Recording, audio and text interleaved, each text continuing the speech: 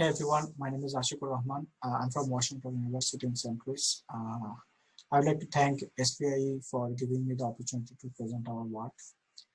Today, I'm going to talk about task-based assessment of BIND and list mode SPECT systems.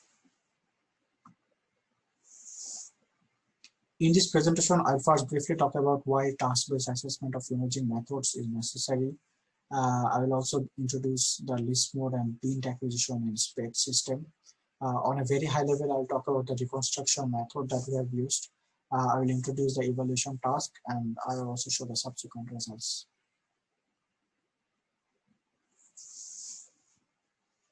It is widely accepted that imaging system and methods should be optimized based on the task performed on the images. So to objectively measure the performance of this task, we often define a figure of merit, and that figure of merit guides the evaluation and optimization of methods. For example, if we have two data acquisition methods in our SPECT system and we want to evaluate those methods, first we need to define the task, then we have to calculate the figure of merit on that task, and we can then use that figure of merit to evaluate or optimize our acquisition methods. And in clinic, the clinical task can be detection of a signal, or it can be estimation of some parameters, or it can be both detection and estimation. So let us first briefly describe what is the data acquisition process in SPECT. So after the emitted photon passed through the collimator, it gets absorbed into the scintillation crystal, and low energy optical photons are created. And these low energy optical photons are coupled into the photomolecular tube array, and this photomolecular tube array basically amplifies the signal. And using this signal, we can estimate the 2D position of the detected photon, and we can also estimate the energy of the detected photon. And based on the position of the detector, we can also estimate the angular orientation of the detector. Now, for each detected photon, we can record the attributes in a list format, and this will give us the list mode data format. However, traditionally, events are accumulated based on their attribute values, and they are represented as a sinogram format, and this is also known as the BIND data format. The procedure of binning basically has some disadvantages in the imaging system. And before talking about that, we will first introduce what is the measurement or null component of an imaging system. So for a linear imaging system, we can always decompose the object into the measurement component and the null component. The measurement component basically passes through the imaging system, and we can always recover or reconstruct the features that are present in the measurement component. However, the null component does not get passed through the imaging system, and it will just produce zero value output. So the image features that are present in the null component, we can never retrieve or reconstruct it back. So we want our imaging system so that the null component is the smallest. So the smaller the null space is, the better we will be able to retrieve image features.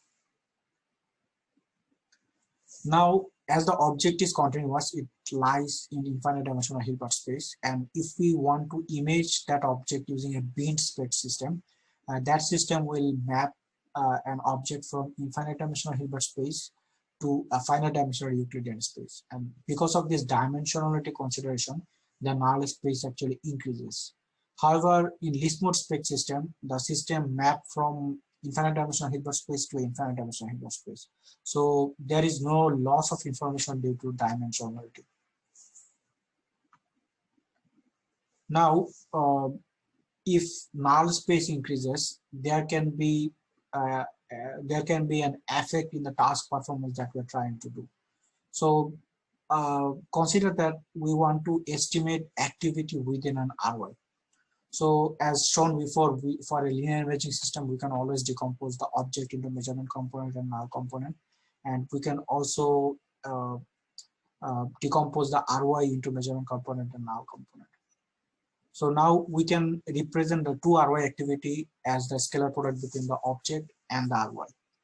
And we can then decompose the true activity in two terms. Basically, the first term will denote the estimable component, because the imaging system can only measure the measurement component of object and RY. So that's why the first term is the estimable component. And the second term, which is basically the scalar product between null component of object and Ry, we can never retrieve or reconstruct this feature based on that imaging system. So this term will create the bias due to that null space. And because binning, the procedure of binning basically affects the null space, it basically increases the null space. That's why the quantification performance will be affected. Now, recent studies have looked into what is the effect of binning the angle and position attribute of the least mode events. However, some studies are also showing that the energies attribute in SPECT can help performance to estimate the attenuation distribution. However, those studies uses energy attribute in a binned format, and that leads to data in energy windows.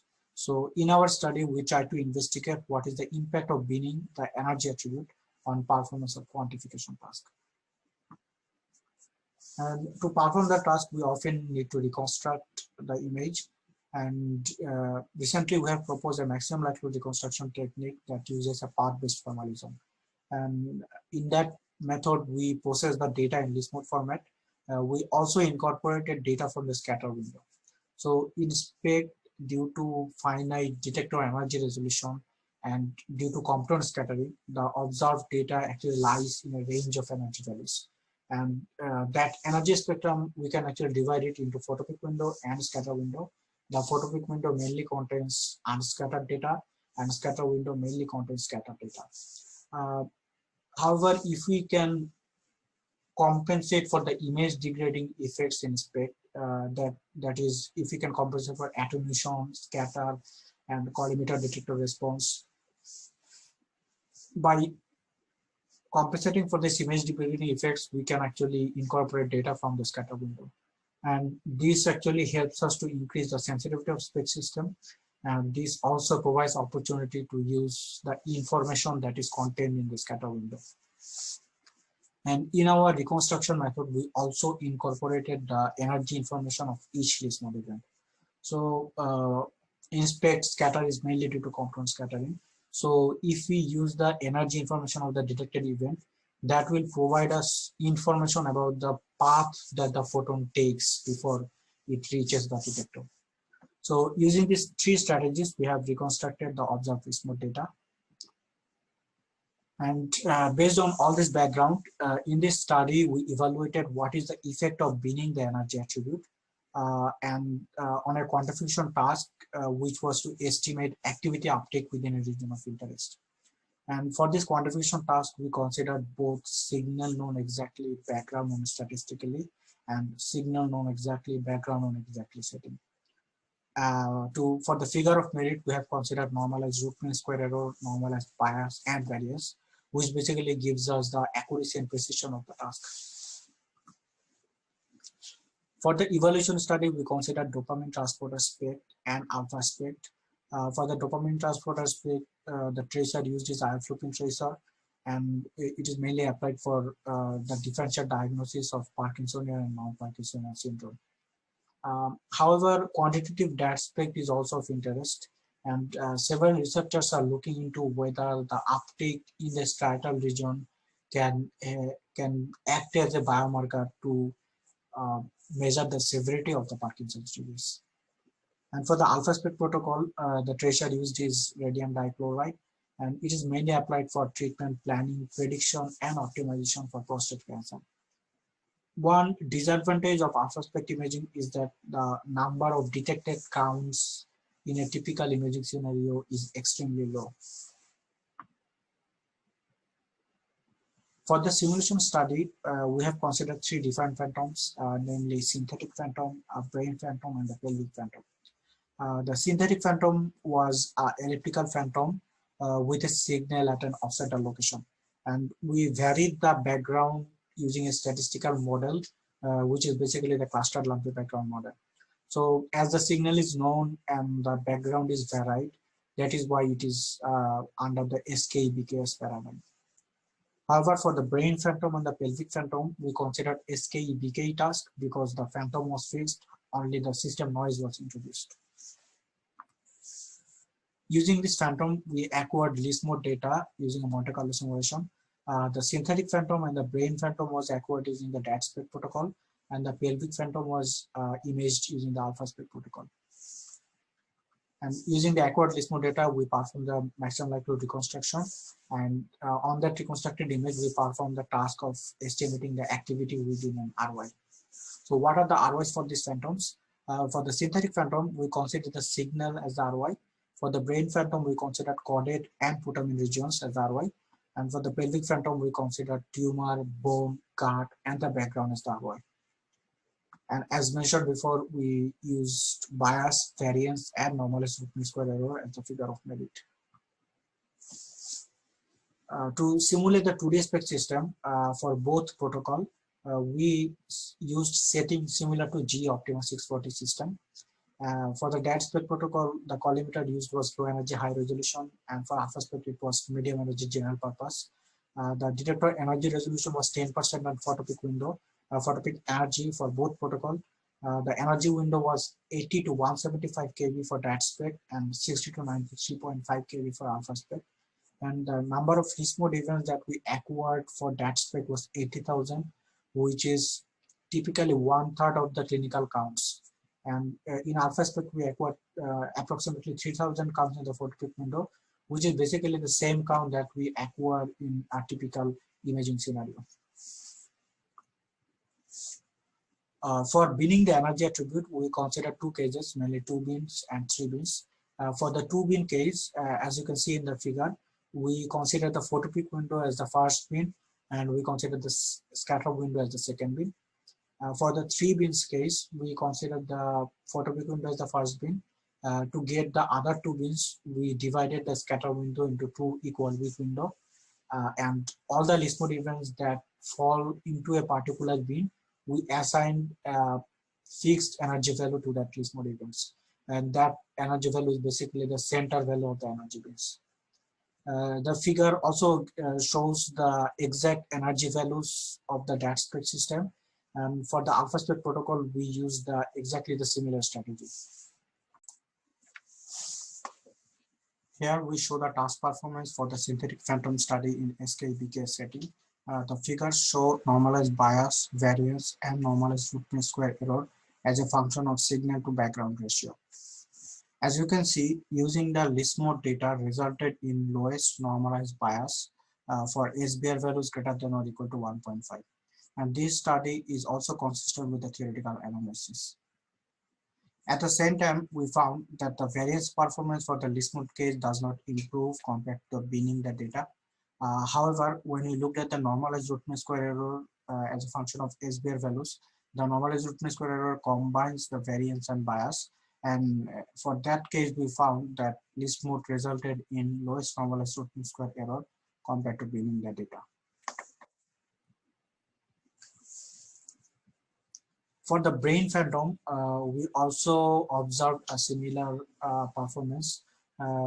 Mainly, we observed that when we process data in least mode format, it provides us the lowest normalized bias and normalized root mean square error for all the RYs, and it is also consistent with the synthetic phantom study. For the pelvic phantom, which was imaged using the alpha SPECT protocol, we did not observe any significant performance improvement in the background, gut, and tumor region. However, we did find out that in the bone region, the normalized root mean square error decreases by 5% in least mode case. So it can be attributed to the fact that the bone actually has the highest attenuation coefficient. So the number of scattered data in the neighborhood of the bone region is also high. So if we use the exact energy value that is estimated in the least mode format, using that value actually helps us to reconstruct the scattered data to its emission site, and that also helps to drive the normalized root mean square error lower. So to conclude, our results demonstrated that if we process data in least mode format, it provides some quantification advantage over binning. And we evaluated this using 2D SPECT and alpha SPECT protocol. The current analysis was restricted to a 2D SPECT system, and we only consider single order scatter due to computational reasons. So our current analysis motivates us to expand this method into 3D SPECT system and with multiple order scatters. And we also want to validate our findings with a physical phantom study. And our analysis also motivate developing image reconstruction methods that can process the energy attribute in this mode format in SPECT. I would like to thank my PI, our collaborators, and our lab mates, and I also like to thank our funding agencies. So if you have any questions, feel free to reach out to me, or you can post a question in the Slack channel. Thank you.